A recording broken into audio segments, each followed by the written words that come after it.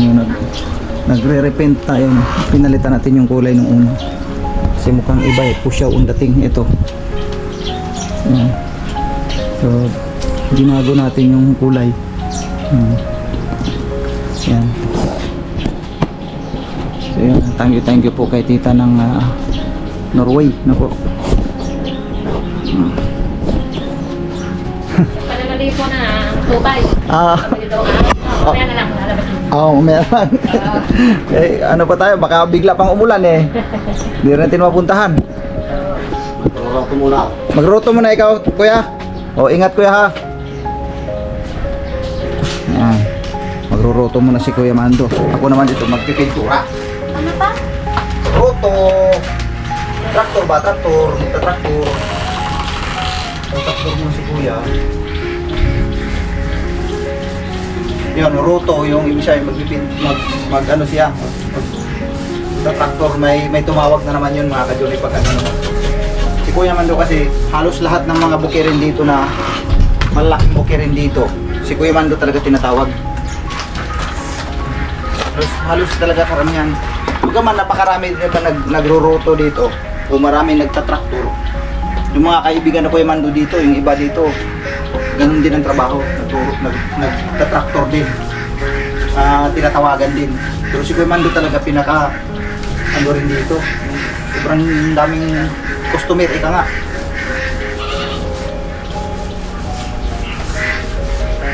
Kanina, nag-harvest pala sila ng palaya. Na maaga. Hindi ko na nag-harvest pala. Maaga sila umalis kasi. Pagising ko ng mag-aalas 7 eh. Tapos na pala sila ko yung doon eh. Maagang lumusong. Madaling araw pa lang lumusong na.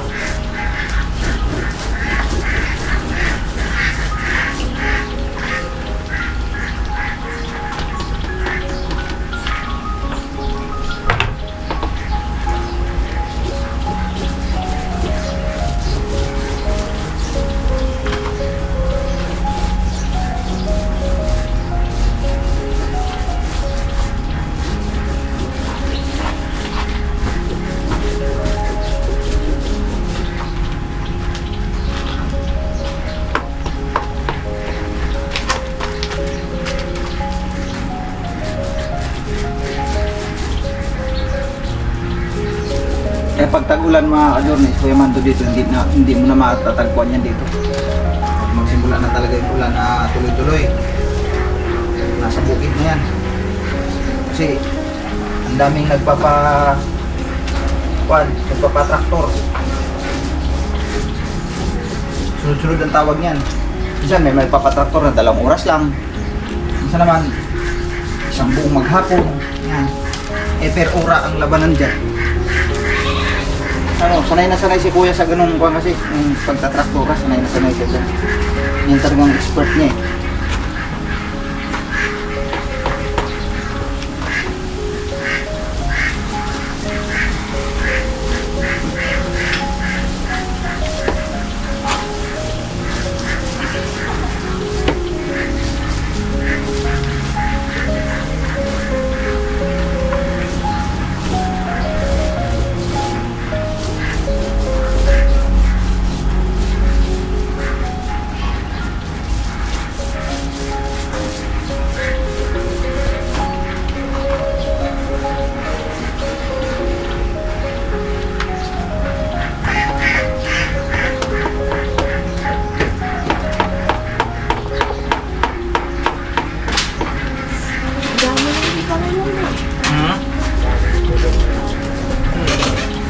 Ganda ng ating na.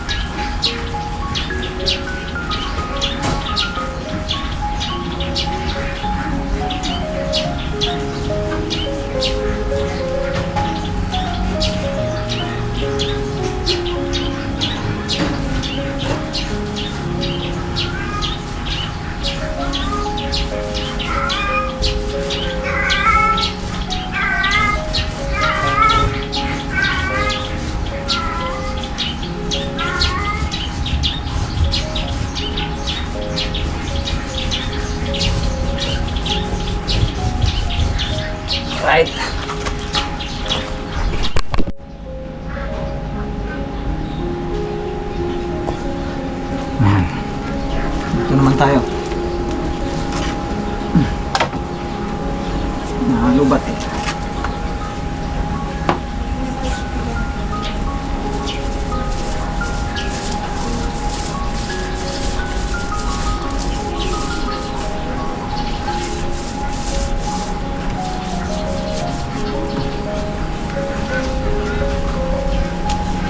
Mapangga na. Kailangan natin pagtanggalin siguro yung ano.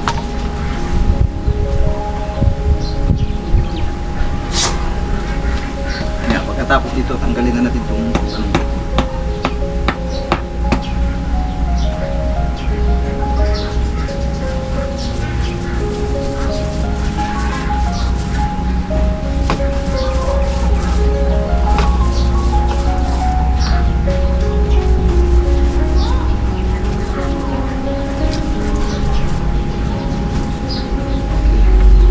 Tanggal tali, ay ano.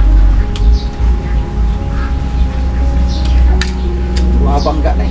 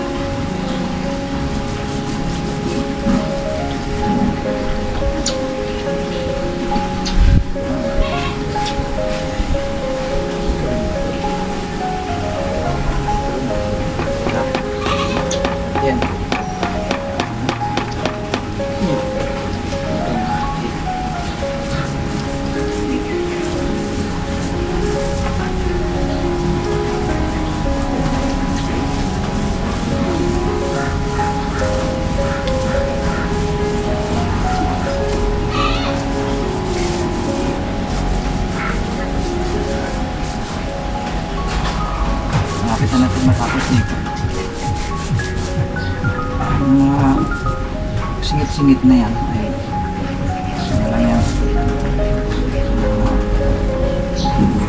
Ito na lang natin ang ano yan para siguro magawin natin masang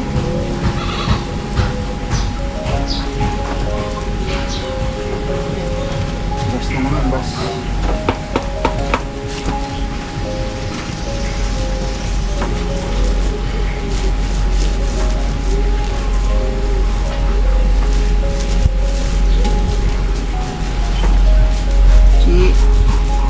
Chi.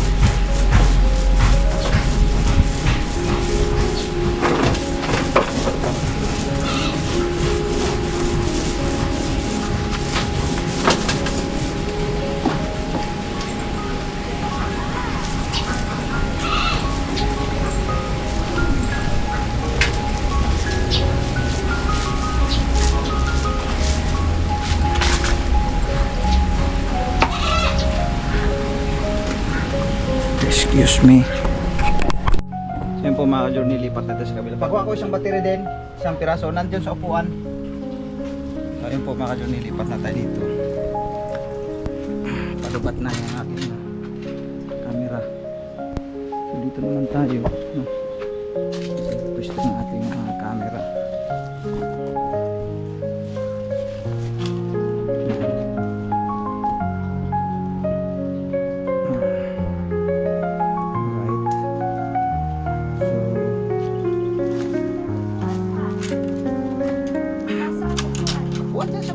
Sa may kusina po ang kawayan. Dan yung battery natin. Battery dito. Pinulad ko na siya. Magiging drive mango kasi yan. Right mo na. Huwag mo na galawin yan. Dito sa taas din ako. Sa bubong ko yan.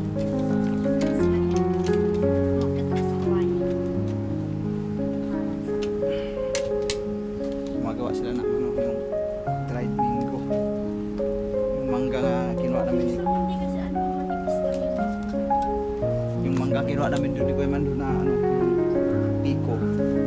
Ginawa ni Kia ng askin di yung iba no? Ano ba? Shake. Asan yung sa akin? Shake. Kunin mo anak. Nakalimutan ko eh.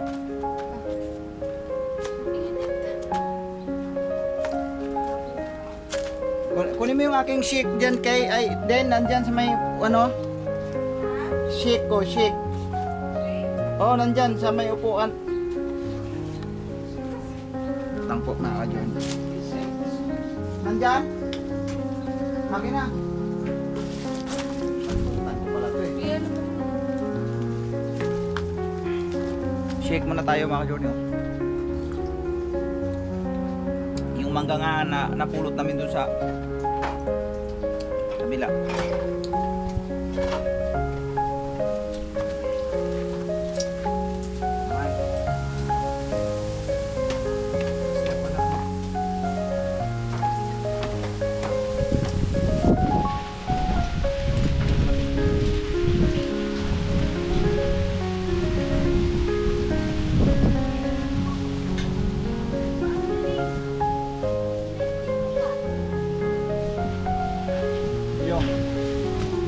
Tinisting mo.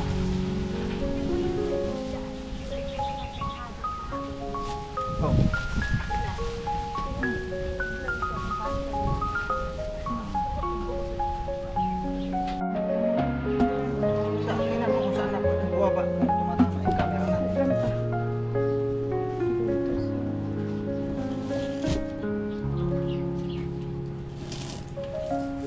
Okay na din.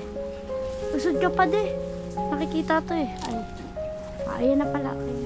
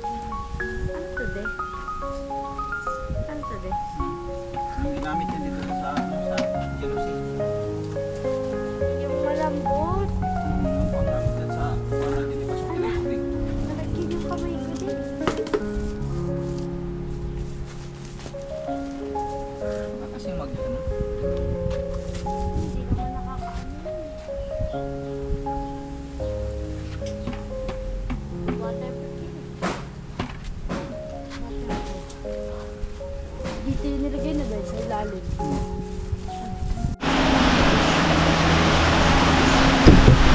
Yan po mga ka-junior, sakto-sakto lang umulan na. Yun, tapos na. Ito hindi pa pwede natin sama to kasi babaklasin din yan eh. Iba ilalagay natin dyan, isang buo eh. Ganun. Hindi ko muna isinama yan. Yan, tapos na tayo. Yan. Yan, tapos na. Pero yung mga kanto katulad nito, birahin ko na lang bukas yan ng brush kasi mayroon pa naman tinatira. Inuna ko lang talaga yung kabuuan ito. Ayan. Yan yung ating bintana, ang ganda. Yun. Yan siya oh. Yun yung kabuuan niya, mga ka-junior, ang ganda. Alright.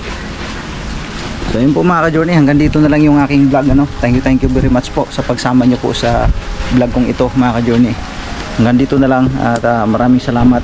Thank you very much po sa mga nag-sponsors ano po. Maraming salamat kay Tita Charmaine, no? Kay Ma'am G ng USA, kay Ma'am G ng Middle East, yan, sila si Day Ayen, yan. Si Pretty Pearl Filter, yan. Piyak Ash, Ladybug, yan, si Tita ng Norway, no? Tita Lane's Mix Vlog. Thank you po sa inyo. God bless po. Maraming salamat po. At kay Madam Glam na ng Guam. At syempre kay Tita Ganda ng Paris, no? Maraming salamat po sa inyo, ma'am. Yun, nabuo talaga yung ating one. May dubulul na, may magandang salamin pa. Yun. Alam niyo po, ang ni-request talaga namin salamin ay yung ordinary lang sana, yung puti lang. Kasi mahal yung ganitong salamin kasi na tinted is maabot siya ng 8,000 higit, no po. Nagulat kami na kasi yun na nga, napag-usapan niya na yung dadalhin. Nagulat kami pagdating dito, tinted pa rin ang dinala.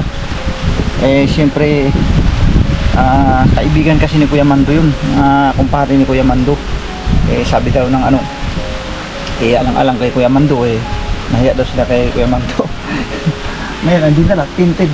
Pati si Kuya Mando, hindi rin alam na ganun ang dadalhin kasi ang napag-usapan nga yung ordinary na lang. Na nasa 5,800 yata yung ordinary kasi ang ganito nga, tinted ay nasa 8,000 mahigit. Pero nung pagdating kanina, nagulat din si Kuya Mando kasi ito ang dala. Alang-alang sa'yo pre. Nakakahiya naman daw kay Kuya Mando. Si Kuya Mando daw kasi pagkakausap yan, hindi ano yan, matinong kausap kasi yan si Kuya Mando, mabuting tao yan. Kaya yun, ang binitbit ito, tinted. So ang bayad niyan, yun pa rin, yung katulad lang sa presyong ordinary, yung kulay white. So maraming salamat sa inyo boss, mga boss. Hindi ko sila nakilala, hindi ko sila kilala eh. Pero maraming salamat po sa inyo talaga. Dahil siyempre gumanda yung aking bintana, no. Naging kumbaga nakasunod sa uso. Sabi nga ni Kuya Mando, nakasunod sa uso. Oo nga naman kasi yung ganitong klaseng salamin, pang ano lang to eh, yung mga pang malalaking mga bahay ba, yung mga bato. Ito bagay din to, maganda to. Pero itong aking kahit bagaman kubo lang, nakakasabay sa uso mga journey. Ayan, natapos kong pinturahan na lahat yan. Paikot ko na lahat mga kanyapati dito sa kusina. Dito. Ang problema ko na lang, yung doon na lang sa loob. Doon sa loob sa may bandang kusina. Yun na lang.